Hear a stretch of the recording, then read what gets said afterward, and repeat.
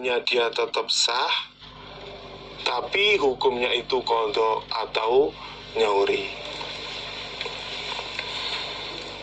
Adapun untuk tanggal 11, 12, dan 13 melempar jumroh ula, wusta, dan aqobah harus setelah tergelincirnya matahari.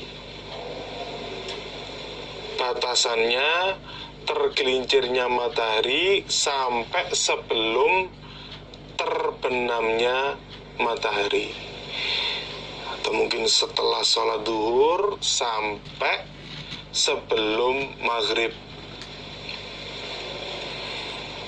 Kalaupun dia melempar setelah maghrib, maka hukum melemparnya dia itu qadha, yaitu nyauri, dan hukumnya tetap sah.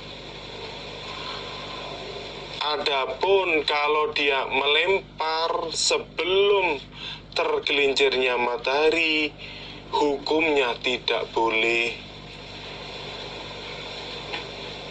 Kalau dia melemparnya sebelum matahari tergelincir, maka tidak boleh.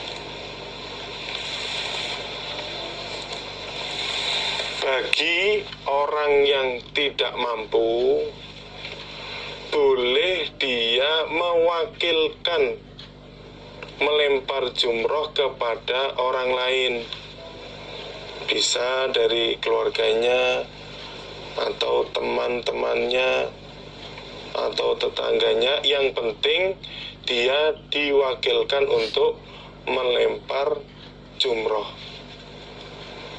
Adapun praktiknya mewakili dengan cara orang yang mewakili harus melempar untuk dirinya sendiri dulu. Jadi dia diniati untuk melempar untuk dirinya sendiri. Contohnya mungkin pas waktu tanggal 10 melempar jumroh aqobah, berarti dia melemparnya sampai 7 kali. Allahu Akbar, Allahu Akbar, Allahu Akbar, sampai 7 kali. Setelah dia selesai, baru dia mewakili orang lain untuk melempar. Jadi praktiknya seperti itu. Begitu pula untuk tanggal 11, 12, dan 13, ula, wusta, dan aqobah. Babu man roma, babnya orang roma yang melempar dia jamratul aqobati pada jumroh aqobah,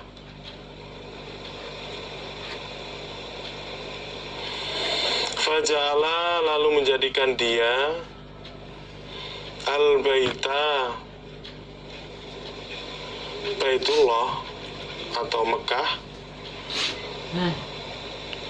an-yasarihi dari sebelah kirinya. Hadis di bawah ini menjelaskan orang yang melempar jumroh aqobah, maka dia menjadikan posisi Mekah atau Baitullah di sebelah kiri dan Mina berada di sebelah kanan. Ini termasuk sunnah untuk melempar jumroh aqobah.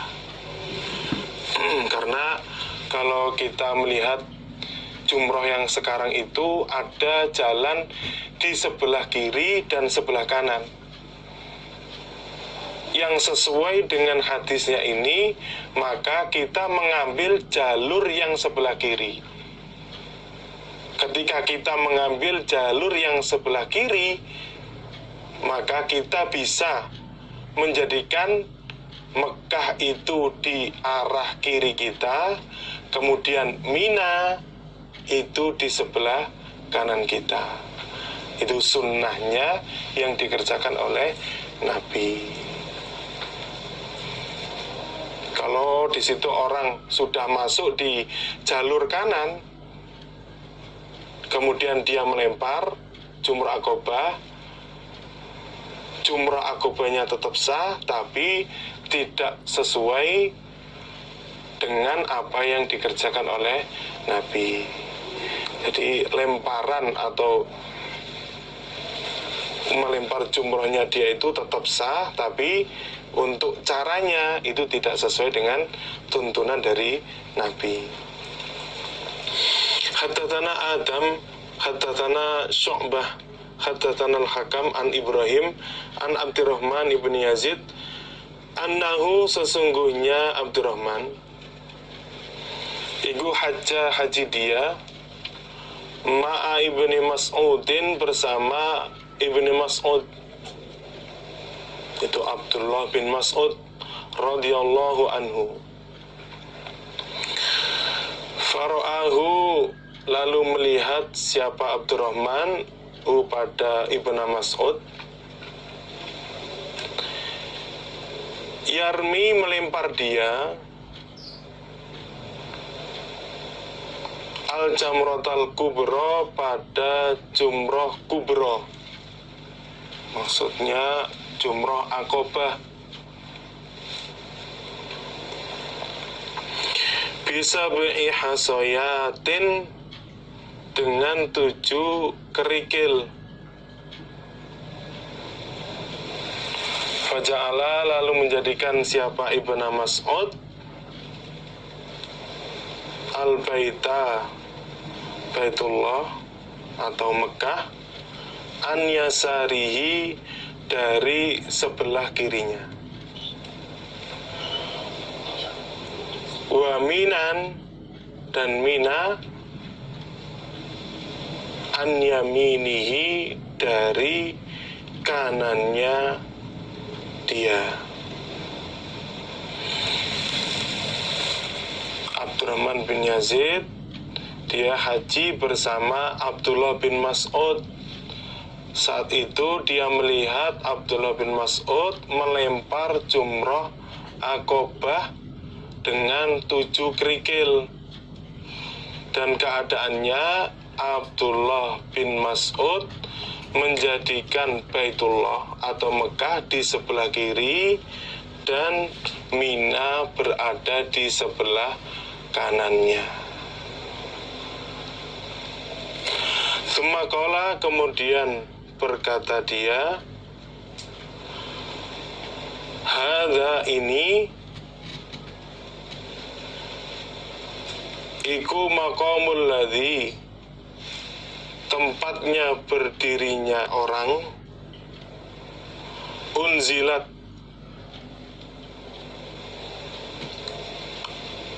alladzi maksudnya Nabi Muhammad, unzilat yang diturunkan alaihi atas Nabi Muhammad apa suratul Baqarah, surat Al-Baqarah. Kemudian Abdullah bin Mas'ud dia berkata, tempat ini adalah tempat berdirinya orang yang diberi surat Al-Baqarah. Jadi maksudnya praktek yang dikerjakan oleh Abdullah bin Mas'ud itu sesuai dengan apa yang sudah dikerjakan oleh Nabi, yaitu waktu melempar jumroh akobah atau jumroh yang lain, ula, wusta, dan kubro atau akobah pada tanggal 11, 12, 13 itu menjadikan sebelah kiri Mekah atau Baitullah dan Mina berada di sebelah kanan. Babu fi romil jimari, babnya di dalam melempar beberapa lemparan atau beberapa jumroh, mulai dari jumroh ula, wusta, dan akobah.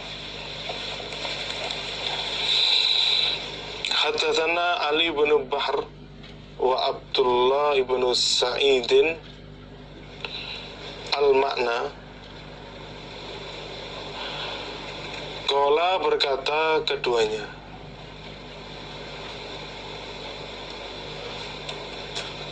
Itu kalimatnya bukan abdallahi, tapi yang benar wa abdullahi. Jadi abdullah diganti wa abdullahi ibnu Sa'idin, yang aslinya fathah diganti dhammah. Qala berkata keduanya. Haddatsana Abu Khalidin Al-Ahmar an Muhammad bin Ishaq an Abdurrahman ibn Al-Qasim an abihi, dari bapaknya Abdurrahman, itu Qasim, an Aisyah, dari Aisyah radhiyallahu anha. Qalat berkata siapa Aisyah,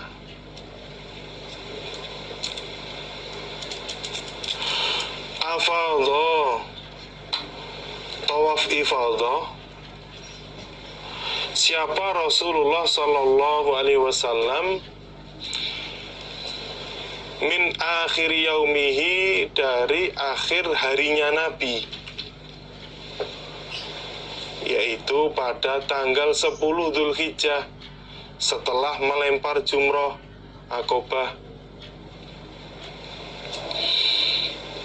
Khina shalla, ketika sholat siapa Nabi, ad-duhra, pada sholat duhur.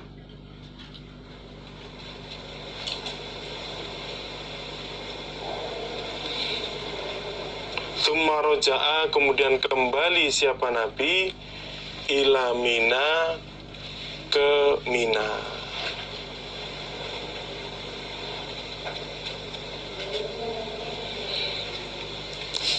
Aisyah dia berkata, Nabi melaksanakan tawaf ifadah, yaitu di akhir harinya Nabi pada tanggal 10 Dzulhijjah setelah Nabi mengerjakan sholat duhur.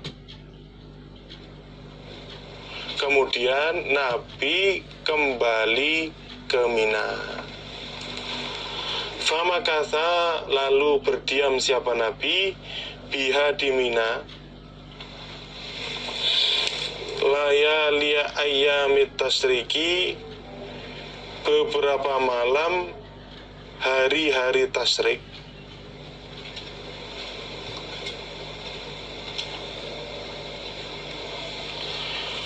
Kemudian Nabi berdiam atau mabit di Mina pada malamnya hari-hari tasyrik. Kalau dalam riwayat lain itu Nabi mengambil nafar akhir sampai pada tanggal 13 Dzulhijjah. Yarmi, melempar siapa Nabi, al-jamrota, pada jumroh. Ini maksudnya jumroh ula, wusta, dan Aqabah. Idza zalat, ketika tergelincir apa asyamsu, matahari.